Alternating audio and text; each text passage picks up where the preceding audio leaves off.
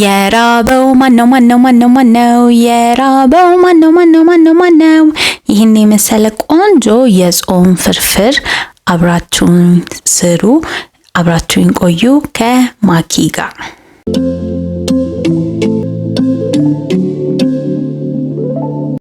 ኦላ እንዴት ናችሁ የሚያስፈልጉን ግብአቶችን አብረን እናያለን ቀይ ሽንኩርት 3 ፍሬ ቲማቲም 3 ፍሬ አንድ ፍሬ ቃሪያ ያለችኝ እንዲሁም አንድ ራስ ነጭ ሽንኩርት ያው እንደተለመደው ጨውና ዘይት የምንጠቀም ይሆናል ስለዚህ ቀጣዩ ደግሞ ሶሲ ይሆናል ሶሲ እንጠቀማለን ብዙ ጊዜ የፍስክ ስንሰራ ስጋ በፍርፍር ይሆናል አሁን ደግሞ ሶሲ በፍርፍር እናደርገዋለን በመጀመሪያ መጥበሻችንን እንጥዳለን የጋለው መጥበሻችን ላይ ያው እንደተለመደ ሶሲያችንን እንጥዳለን ከዛ በኋላ ትንሽዬ ውሃ ሶሲያችን ላይ እንጨምራለን ከዛ እናማስለውና ዋህደዋለን ትንሽ ውሃውን እንዲይዝልን ያው እንደተለመደው ጥብስ ቅጠል እንጨምራለን ከዛ ጫው እንጨምራለን ስለዚህ እነሱ አዋህደን በደንብ ከቴስታቸውን ከያዙ በኋላ ሲመጥልን ውሃውን ዘይት እንጨምራለን ዘይታችንን እንጨምርና ሶሲው ጥብስ እንዲልልን ወይንም በደንብ እንዲጠበስልን እናደርጋለን ማለት ነው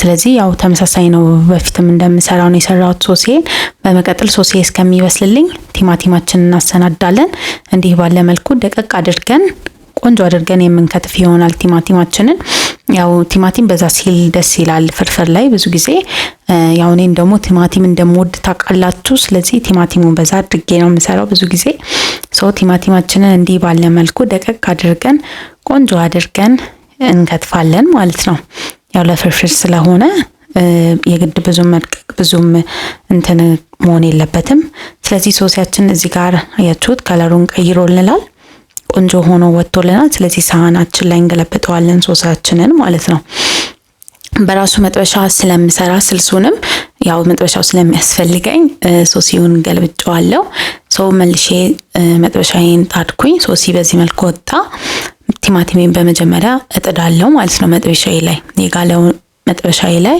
ቲማቲሜን አደርጋለሁኝ ማለት ነው አያችሁት እንዲህ ባለ መልኩ እያማሰልኩት ነው ቲማቲሜ እስኪበስልልኝ ሽንኩርቴን ከጎኔ መከትፍ ይሆናል ሽንኩርቴን እንዲህ ባለ መልኩ ደቀቅ አድርገን የምንከትፍ ይሆናል ያው ስልስ ስለሆነ የምንሰራው ትንሽ በዛ ያለ ሽንኩርት ያስፈልገናል እንደ ቲማቲሙ ባይሆንም ማለት ነው አነስ ያለ ፖርሽን ሽንኩርት በዛ ያለ ፖርሽን ቲማቲም እንጠቀማለን ማለት ነው ያው ፍርፍር ስለሆነ ብዙ ጊዜ በዛ ሲል ስልሱ የእንጀራችንን መጠን በዛ ያደርግልናል ሽንኩርታችንን እንደዚህ ባለ መልኩ ከከተፍን በኋላ ቲማቲማችን ላይ የምንገለብጥ ይሆናል ማለት ነው ወይንም መጥበሻችን ላይ እንገለብጠዋለን ስለዚህ ቲማቲማችን እና ሽንኩርታችንን እንዲህ ባለ መልኩ ቆንጆ አድርገን እናዋህዳለን ወይንም እናማስለዋለን እንዲህ ባለ መልኩ ከደና አደረኩት እንዲበስልልኝ አያችሁት እዚህ ጋር ስለዚህ ከፈትኩትና ያማሰልኩት ነው ያለሁት እንዲህ ያለ ፕሮሰስ እየተጠቀምኩኝ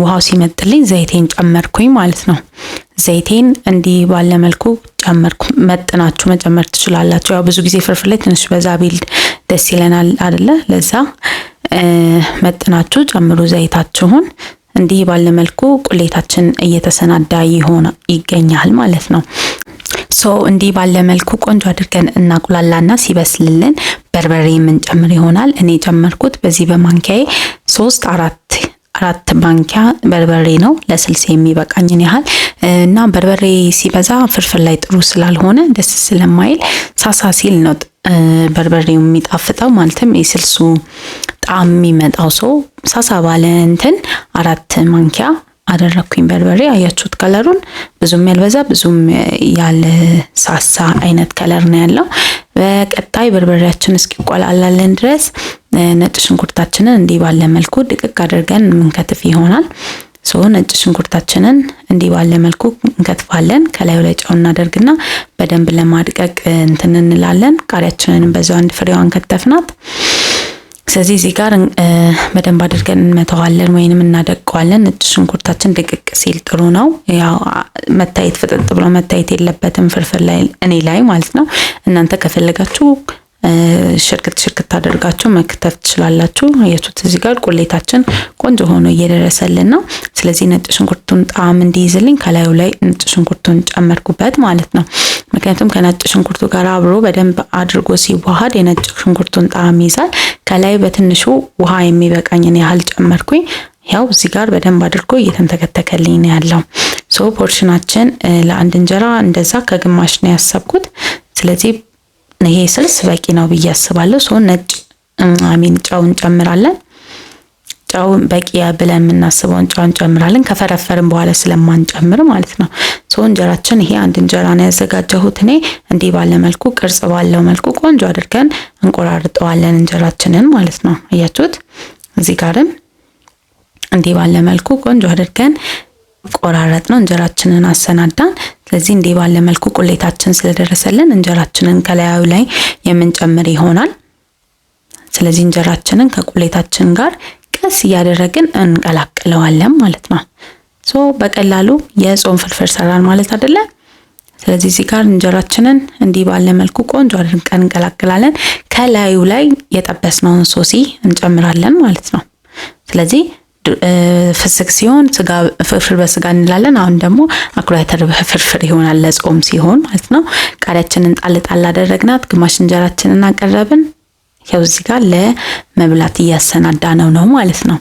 ስለዚህ እንዲህ ባለ መልኩ ቀለል ያለ የጾም ፍርፍር ልንሰራ ለየት አድርገን ልንሰራው እንችላለን። ፍርፍርን እንዲህ ባለ መልኩ እናሰናዳለን።